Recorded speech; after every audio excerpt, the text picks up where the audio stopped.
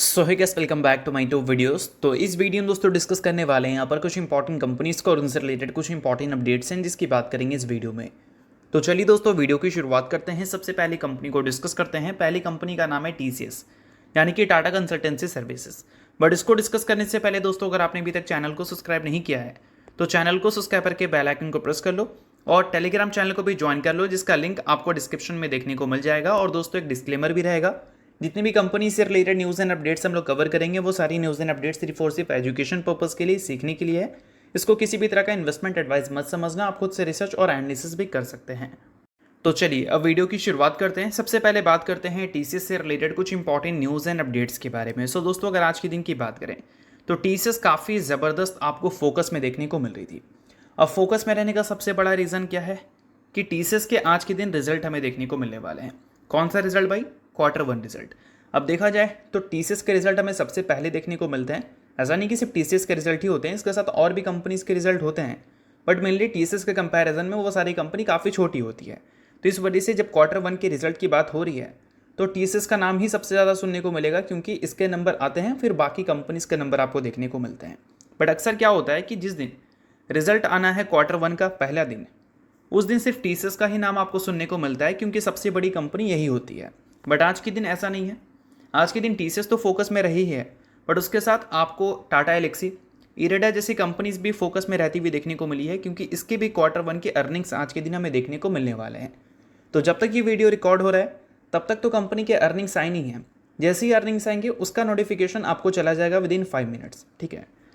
तो सबसे पहले ये जान लेते हैं कि अर्निंग्स जब आप देखोगे तो आपको कैसे पता चलेगा कि अर्निंग्स अच्छी है या ख़राब है। तो इसके लिए TCS के अर्निंग्स को लेकर मार्केट की एक्सपेक्टेशन क्या है वो हम लोग इस वीडियो में समझ लेंगे, ताकि अर्निंग्स देखते ही आपको ये क्लियर हो जाए कि वो अर्निंग्स मार्केट के हिसाब से अच्छी है या फिर ख़राब है। तो देखो दोस्तों, अगर हम बात करें क्वार्टरली रिजल्ट के बारे में, तो पिछले क्वार्टर में कंपनी ने जो ग्रोथ रिपोर्ट किया था अपने रेवेन्यू में, वो Q1Q बेसिस पे भी दिखाया था और ईयर ऑन ईयर बेसिस पे भी 5% की ग्रोथ कंपनी ने रिपोर्ट की थी। और इस बार जो मार्केट की एक्सपेक्टेशन है वो एग्जैक्ट है क्या भाई?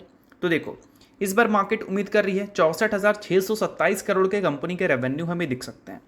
इसको अगर कंपैरिजन करें तो Q1Q बेसिस पे भी मार्केट ग्रोथ की उम्मीद कर रही है, और ईयर ऑन ईयर बेसिस की बात करें तो यहाँ पर भी ग्रोथ की उम्मीद कर रही है। बट पिछले क्वार्टर में जो ग्रोथ हमें देखने को मिला था उसके कंपैरिजन में इस क्वार्टर में जो ग्रोथ रेट रहेगा Q1Q बेसिस पे वो कम रहेगा, ऐसा मार्केट की उम्मीद है, ठीक है। अब इसके अलावा दोस्तों बात करते हैं इसके EBITDA के बारे में। सो EBITDA को लेकर मार्केट की एक्सपेक्टेशन है 15,703 करोड़ का। इसको अगर Q1Q बेसिस पे कंपैरिजन करें तो इस बार Q1Q बेसिस पे कंपनी के EBITDA गिर कर देखने को मिल सकते हैं हमें। और वही ईयर ऑन ईयर बेसिस की बात करें तो यहाँ पर भी कंपनी के जो EBITDA है वो हमें गिरते हुए देखने को मिल सकते हैं, ठीक है। तो इस चीज़ को ध्यान में रखना कि रेवेन्यू कंपनी का ग्रो होगा ईयर ऑन ईयर बेसिस पे, बट EBITDA के मामले में कंपनी का EBITDA Q1Q बेसिस पे भी गिरेगा और ईयर ऑन ईयर बेसिस पे भी गिरेगा। बट EBITDA क्यों गिरेगा भाई? क्योंकि मार्केट की उम्मीद है कि इस बार का जो मार्जिन हमें देखने को मिलने वाला है वो 24.29% है। अगर इसको कंपैरिजन करें पिछले क्वार्टर के मार्जिन से, तो पिछले क्वार्टर में कंपनी ने 26% का मार्जिन रिपोर्ट किया था और पिछले साल 27% का मार्जिन रिपोर्ट किया था। और इस बार मार्केट को लगता है कि ईयर ऑन ईयर और Q1Q दोनों बेसिस पे कंपनी के जो मार्जिन है वो हमें श्रिंक होते हुए देखने को मिल सकते हैं। इस वजह से EBITDA में गिरावट की उम्मीद है। अब बात करते हैं दोस्तों इनके नेट प्रॉफिट के बारे में कि नेट प्रॉफिट को लेकर मार्केट क्या उम्मीद कर रही है। तो 12,251 करोड़ कंपनी का नेट प्रॉफिट हमें रिपोर्ट होता हुआ दिख सकता है। अब इसको अगर कंपैरिजन करें तो Q1Q बेसिस पे भी अगर हम देखें तो प्रॉफिट में गिरावट की एक्सपेक्टेशन है मार्केट का, और ईयर ऑन ईयर बेसिस की अगर हम बात करें तो यहाँ पर प्रॉफिट में जंप की एक्सपेक्टेशन है। पिछले साल 12,105 करोड़ का प्रॉफिट था और इस बार ये प्रॉफिट बढ़कर 12,251 करोड़ हमें देखने को मिलेगा। और वही Q1Q बेसिस की बात करें तो 12,293 करोड़ था, जो कि गिरकर 12,251 करोड़ तक आ सकता है, ऐसा मार्केट उम्मीद कर रही है। अब जो उम्मीद कर रही है मार्केट, ज़रूरी तो नहीं है कि यही नंबर हमें देखने को मिलेंगे। ये होता है मार्केट की एक्सपेक्टेशन करेंट सिनेरियोज़ के हिसाब से। अगर इस एक्सपेक्टेशंस के हिसाब से अगर कंपनी बेटर नंबर रिपोर्ट कर दे तो उस केस में क्या है कि कंपनी के नंबर्स मार्केट को सरप्राइज़ करेंगे, जिस केस में मार्केट चीयर भी कर सकती है। तो इस चीज़ को आप एक तरह से गारंटी की तरह मत लेना कि जो मार्केट उम्मीद कर रही है वही देखने ही को नहीं मिलने वाले हैं। एक्सपेक्टेशन बीट भी होती हैं और मिस भी होती हैं। अब देखना पड़ेगा कि कंपनी जब अपनी अर्निंग्स रिपोर्ट करेगी वो एक्सपेक्टेशन को बीट करती है या फिर एक्सपेक्टेशन को मिस करती है, या फिर एक्सपेक्टेशन के हिसाब से देखने को मिलते हैं। और अगर आपको अर्निंग्स देखना है तो चैनल को सब्सक्राइब करके रखना, बेल आइकन को प्रेस कर देना, क्योंकि काफ़ी सारे लोग बोलते हैं कि अर्निंग्स आया उसका वीडियो मुझे मिला नहीं। चैनल के साथ अपडेटेड रहोगे तो टाइम से ही आपको अर्निंग्स का वीडियो मिल जाएगा और ज़्यादा टाइम भी नहीं लगेगा, 5 से 6 मिनट का ही टाइम लगने वाला है। तो इस वजह से बेल आइकन को प्रेस करके चैनल के साथ अपडेटेड रहना है, क्योंकि अर्निंग्स की वीडियो आपको रेगुलर अब यहाँ से मिलने वाली है। तो अब दोस्तों वीडियो में आगे बढ़ने से पहले बात कर लेते हैं एक टेलीग्राम चैनल के बारे में, जो कि सेबी रजिस्टर्ड टेलीग्राम चैनल है, जिसका नाम है ट्रेडर पाजी।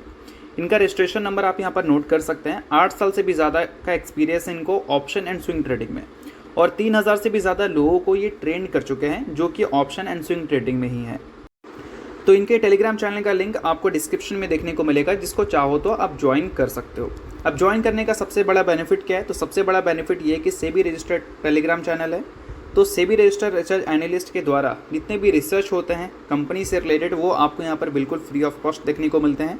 काफ़ी सारी कंपनी के चार्ट्स को अच्छी तरह से रिसर्च कर आपको अपडेट होता हुआ देखने को मिलेगा यहाँ पर बिल्कुल फ्री ऑफ कॉस्ट। और इनके साथ आपको काफ़ी सारे कॉल्स वगैरह भी देखने को मिलते हैं, जो कि बिल्कुल फ्री ऑफ कॉस्ट रहता है। तो ये सारी चीज़ों का अगर आप बेनिफिट लेना चाहते हैं तो लिंक आपको डिस्क्रिप्शन में दिख जाएगा, लिंक के थ्रू जाकर चैनल को ज्वाइन कर लो। अब इसके अलावा दोस्तों बात करते हैं अगली कंपनी के बारे में। सो अगली कंपनी का नाम है वारी एनर्जीज लिमिटेड। अब दोस्तों वारी एनर्जीज की बात करें तो आज के दिन ये कंपनी काफ़ी ज़बरदस्त फोकस में देखने को मिल रही थी। फोकस में रहने का सबसे बड़ा रीज़न है ओएफएस। अब देखो दोस्तों न्यूज़ यहाँ पर यह है कि वारी एनर्जीज आज के दिन अच्छा परफॉर्मेंस डिलीवर कर रही थी, क्योंकि कंपनी ने ओएफएस की अनाउंसमेंट की है। इनकी जो सब्सिडरी है उसमें 2.4% स्टेक की बेचने वाली है। मतलब वारी एनर्जीज की जो प्रोमोटर हैं वो स्टेक नहीं बेचेंगे। वारी एनर्जीज एक कंपनी की प्रोमोटर है, यानी कि उसकी सब्सिडरी, उसका 2.4% स्टेक ये ओएफएस के थ्रू निकालने वाली है। यानी कि बोल सकते हैं कि 2.4% स्टेक बेचकर वारी एनर्जीज के पास एक फ़ंड आने वाला है। अब ये जो सब्सिडरी यहाँ पर मेंशन किया गया है, ये भाई कौन सी सब्सिडरी है? तो इसका नाम है दोस्तों इंडो सोलर, जो कि वारी ग्रुप की कंपनी है। अब इस कंपनी को देखकर ज़्यादा खुश होने की ज़रूरत नहीं है कि वारी ग्रुप की कंपनी तो बहुत अच्छी कंपनी होगी। बैंकक्रप्ट कंपनी है, कंपनी के प्रोडक्शन शटडाउन है, मतलब कंपनी बिजनेस अभी नहीं कर रही है, प्रोडक्शन शटडाउन है, बैंकक्रप्ट है। इस वजह से इस कंपनी के फाइनेंशियल्स अगर आप देखोगे तो काफ़ी ज़्यादा डिसअपॉइंटिंग फाइनेंशियल्स आपको दिखेंगे। बट वारी एनर्जीज की कंपनी है, इस वजह से लाइमलाइट मिल जाता है। अब देखो, जब ये कंपनी मार्केट में लिस्टेड नहीं थी, मतलब लिस्टेड तो थी बट इसमें ट्रेडिंग नहीं होता था, तब इस कंपनी का जो मार्केट कैप था वो हमें करीब 100 करोड़ के आसपास का देखने को मिल रहा था। फिर वारी एनर्जीज से रिलेटेड जब हमें न्यूज़ सुनने को मिली कि ये कंपनी इसकी इकलौती प्रमोटर है, तो काफ़ी सारा हाइप बना। इसके बाद इस कंपनी का जो वैल्यूएशन है वो लगभग वहाँ से 10 टाइम्स हुआ है।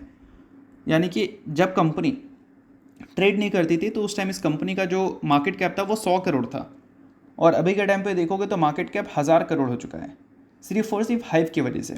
कंपनी ने कोई अच्छे नंबर्स दिखाए नहीं हैं या फिर कंपनी ने कोई न्यूज़ सुनाई नहीं है, बट ये न्यूज़ सुनने को मिल गई कि वारी एनर्जीज की कंपनी है, इस वजह से कभी कभी ऐसी चीज़ें आपको देखने को मिलती हैं। बट इन सारी चीज़ों के बेसिस पे इन्फ्लुएंस कभी भी नहीं होना होता है। आप इसके बेसिस पे रिसर्च कर सकते हैं, और रिसर्च करने पे अगर आपको कुछ क्लैरिटी मिलती है तो फिर आप अपना डिसीजन बना सकते हैं।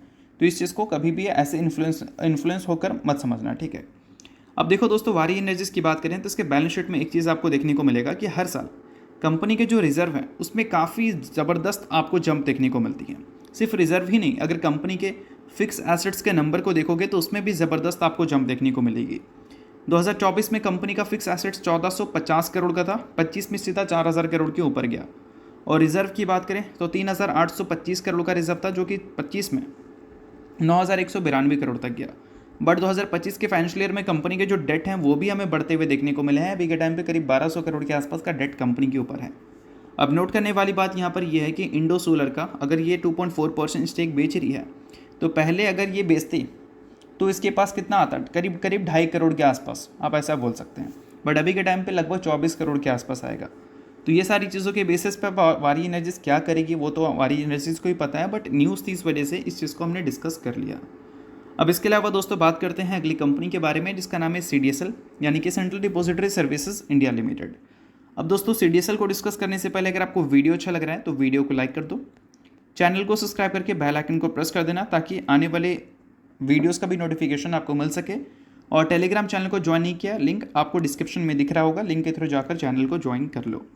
अब दोस्तों CDSL की बात करें तो अभी रिसेंटली CDSL 2 न्यूज़ की वजह से फोकस में थी, जिसमें एक न्यूज़ तो बोल सकते हैं रिपोर्ट के जरिए हमें सुनने को मिल रहा था। रिपोर्ट ये था कि ऑप्शन को लिंक किया जा सकता है कैश से, यानी कि किसी भी स्टॉक में अगर आप ऑप्शन ट्रेडिंग करना चाहते हैं तो उसका इक्विटी आपके पास होना चाहिए, मतलब उसके शेयर्स आपके डिमैट अकाउंट में होना चाहिए, तभी आप उसमें ऑप्शन ट्रेडिंग कर सकते हैं। ये सारी चीज़ें रिपोर्ट के जरिए सुनने को मिल रही थी कि सेबी ऐसा फैसला ले सकता है। फिर जब सेबी से क्लैरिफिकेशन मांगा गया तो सेबी ने इस क्लैरिफिकेशन के बाद स्टेटमेंट यही दी कि हाँ भाई ऐसा कुछ हम नहीं सोच रहे हैं, ये सारी जो चीज़ें हैं वो गलत हैं। तो इन सारी चीज़ों के बाद जो गिरावट हमें देखने को मिली थी वो थोड़ी सी आपको बोल सकते हैं रिकवरी में देखने को मिला। मतलब पूरी तरह से रिकवरी तो दिखा नहीं, बट हाँ कुछ रिकवरी हमें ज़रूर देखने को मिली थी। तो अल्टीमेटली ये न्यूज़ अभी के टाइम पे तो सेबी ने डिनाई कर दिया, बट हो सकता है कि आगे चलकर चीज़ें हमें देखने को मिले, क्योंकि एफ सेगमेंट को लेकर सेबी ऑलरेडी काफ़ी ज़्यादा स्ट्रिक्ट रूल्स ला चुकी है और हो सकता है कि आगे भी लाती हुई दिखे, क्योंकि डेटा ही कुछ ऐसे देखने को मिल रहे हैं जो कि रिटेल इन्वेस्टर्स को लगातार लॉसेस होता हुआ दिख रहा है। ऐसा डेटा साफ साफ हमें बता रहा है। अब इन सारी चीज़ों के बाद दोस्तों एक डेटा और निकल के आ रहा है जो कि डीमैट अकाउंट ओपनिंग का नंबर है। लगभग बोल सकते हैं 200 मिलियन माइलस्टोन के करीब डीमैट अकाउंट का नंबर जा चुका है। और जून के महीने की बात करें तो 2.5 मिलियन डीमैट अकाउंट ओपन हुए हैं। अप्रैल में 2.2 मिलियन यानी कि लगभग 22 लाख। मई में भी लगभग 22 लाख डीमैट अकाउंट ओपन हुए थे और जून के महीने में लगभग 25 लाख डीमैट अकाउंट ओपन हुए हैं। तो बोल सकते हैं कि मार्केट थोड़ा सा बेटर परफॉर्म किया है और इस वजह से डीमैट अकाउंट ओपनिंग के जो नंबर्स हैं उसमें भी थोड़ी सी बेटर परफॉर्मेंस हमें देखने को मिल रही है। अगर दोस्तों जनवरी से लेकर अब तक देखोगे तो हाईएस्ट मंथली एडिशन हमें देखने को मिला है जून के महीने में, अगर हम डीमैट अकाउंट ओपनिंग के नंबर की बात करें। अब जितना ज़्यादा डीमैट अकाउंट ओपन होंगे उतना ज़्यादा मार्केट के साथ लोग जुड़ेंगे, ऐसा तो हम उम्मीद कर ही सकते हैं। और इतने ज़्यादा वॉल्यूम्स हमें मिल सकते हैं और जितनी ज़्यादा वॉल्यूम्स मिलेगी, ट्रांजेक्शन्स होंगे, उतना ज़्यादा इन सारी कंपनीज़ को फ़ायदा होता है जो कैपिटल मार्केट से जुड़ी हुई है। तो इस वजह से सीडीएसएल जैसी कंपनीज़ के लिए बिजनेस के पॉइंट ऑफ व्यू से ये एक बड़ी खबर हो सकती है। बाकी सीडीएसएल के जो रिजल्ट है वो इंपॉर्टेंट है, आप उस पर भी थोड़ा ध्यान रखना। अब देखो दोस्तों, बात करते हैं अगली कंपनी के बारे में। नाम है अशोक लेलैंड्स। रिसेंटली कंपनी ने बोनस इशू किया था जिसका कंपनी ने रिकॉर्ड डेट वगैरह फिक्स कर दिया है। अब बोनस के रेशियो की बात करें तो 1:1 के रेशियो में 1:1 के रेशियो में बोनस कंपनी ने दिया था। रिकॉर्ड डेट कंपनी ने सेट किया है 16 जुलाई का, यानी कि इस डेट से पहले जो भी शेयर होल्डर रहता है वो कंपनी में पूरी तरह से एलिजिबल रहेगा बोनस के लिए। सो अगर आप इस कंपनी के इन्वेस्टर हैं तो बेशक ये न्यूज़ आपके लिए इंपॉर्टेंट है, इन्वेस्टर नहीं इग्नोर कर सकते हैं। न्यूज़ तो इस वजह से मैंने बता दिया, बाकी किसी भी तरह का ये रिकमेंडेशन नहीं है। तो चलिए दोस्तों, ये वीडियो यहीं तक था। आप करता हूँ वीडियो आपको अच्छा लगा होगा, लाइक कीजिए, परिवार सब्सक्राइब कीजिए। वीडियो के लिए बहुत बहुत शुक्रिया।